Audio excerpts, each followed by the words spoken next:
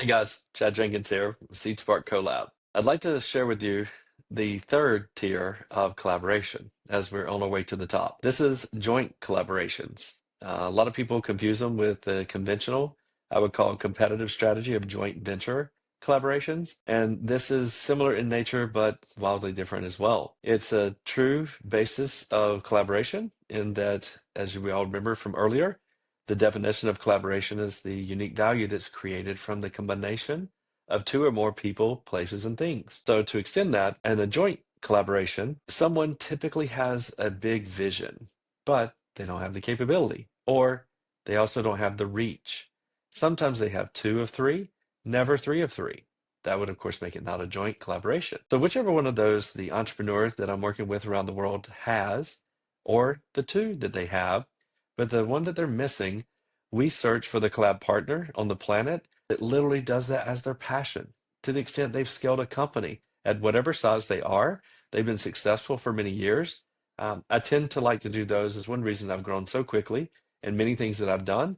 I thrive on joint collaborations. And the key item for joint collaborations, and as you would expect, two parties or more, oftentimes I've got four to seven, come together and they create this joint collaboration, which really ultimately means they're going to bring their secret sauce, they're going to combine it together with each other's secret sauce, or in our world, unique value contribution, and they're going to partner on the outcome. A prereq to all joint collaborations, we have to establish the earliest time that success can be identified that is happening. Oftentimes, that is tied to some type of monetary outcome. And upon that success being identified that is happening, we all decide what percent we're going to split with each other. This can be a little bit fluid. Typically, you're going to set frequency of how often you reconcile.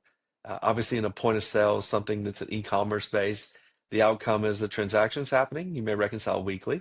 In a joint collaboration that is more service-based, you may reconcile upon a PO being given. Manufacturing, it could be based upon the initial deposit being paid.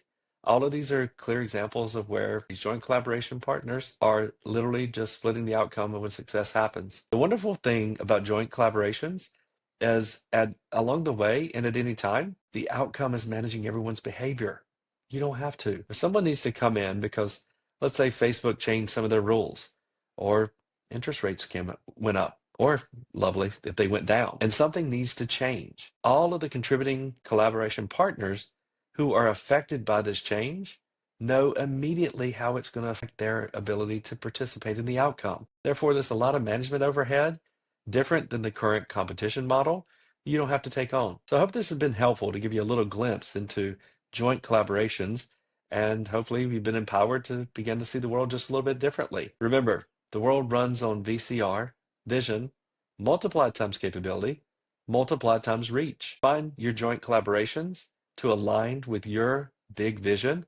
And as I always say, we're not thinking big enough. Just add a zero. You'll uncover that you don't currently have all the products and services and capabilities and talents on the team to create that outcome. There's an entrepreneur on the planet that's literally likely sitting on another Zoom call and would love to collaborate with you and partner on the outcome of them being just showing up and delivering what they're confident in doing. Good luck.